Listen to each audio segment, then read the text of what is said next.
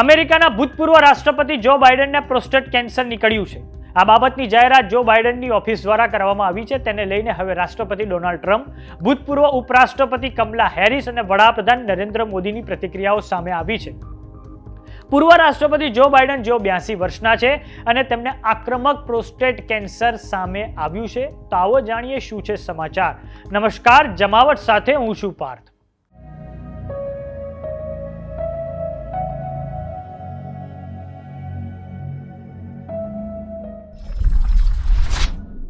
અમેરિકાના ભૂતપૂર્વ રાષ્ટ્રપતિ જો બાઇડનના કાર્યાલય દ્વારા એક સત્તાવાર સ્ટેટમેન્ટ બહાર પાડવામાં આવ્યું છે, જેમાં કહેવામાં આવ્યું છે કે જો બાઇડનને આક્રમક પ્રોસ્ટેટ કેન્સર ડિટેક્ટ થયું છે. આ કેન્સર હોર્મોન સેન્સિટિવ છે. આ કેન્સરની કોશિકાઓ તેમના હાડકાં સુધી ફેલાઈ ગઈ છે. ભૂતપૂર્વ રાષ્ટ્રપતિ જો બાઇડન અને તેમનું પરિવાર આ માટે ઉપાયના વિકલ્પો તપાસી રહ્યા છે. જો બાઇડનને કેન્સર હોવાની ખબર આવતા જ રાષ્ટ્રપતિ ડોનાલ્ડ ટ્રમ્પ અને ઉપરાષ્ટ્રપતિ કમલા હેરિસે દુઃખ વ્યક્ત કર્યું છે.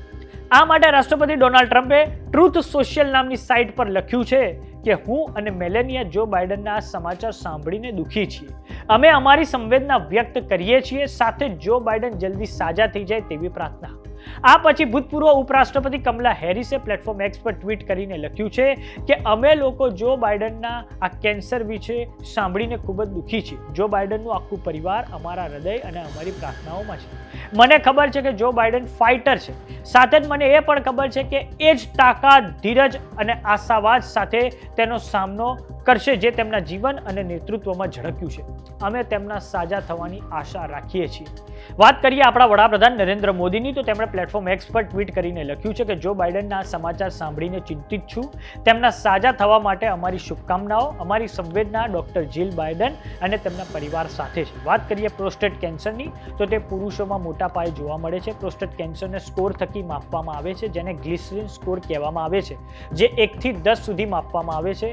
આ સ્કોર તે આધારે નક્કી થાય છે કે કેન્સરથી ગ્રસ્ત કોશિકાઓ સામાન્ય કોશિકાઓની તુલનામાં કેટલી છે. બાઇડનનો આ સ્કોર 9 છે અને તે એ બતાવે છે કે તેમનું કેન્સર સૌથી આક્રમક ફેઝમાં છે.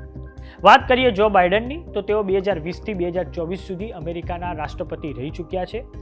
તેમના સમયગાળામાં અમેરિકાની વિદેશ નીતિ ખૂબ જ ઉતાર ચઢાવમાંથી પસાર થઈ છે. 2021માં અમેરિકાએ અફઘાનિસ્તાનમાંથી વિદાય લીધી હતી. આ પછી 2022માં રશિયા યુક્રેન યુદ્ધ શરૂ થઈ ગયું હતું. જો બાઇડનના નેતૃત્વમાં અમેરિકાએ યુક્રેનને ખૂબ મોટા પાયે હથિયારો આપ્યા હતા. તો કેવો લાગ્યો અમારો વિડીયો અમને કોમેન્ટ બોક્સમાં લખીને જરૂર જણાવો. જો તમે અમને યુટ્યુબ પર જોઈ રહ્યા તો સબસ્ક્રાઇબ કરો. જો તમે અમને ઇન્સ્ટાગ્રામ અને ફેસબુક પર જોઈ રહ્યા તો ફોલો કરો. નમસ્કાર.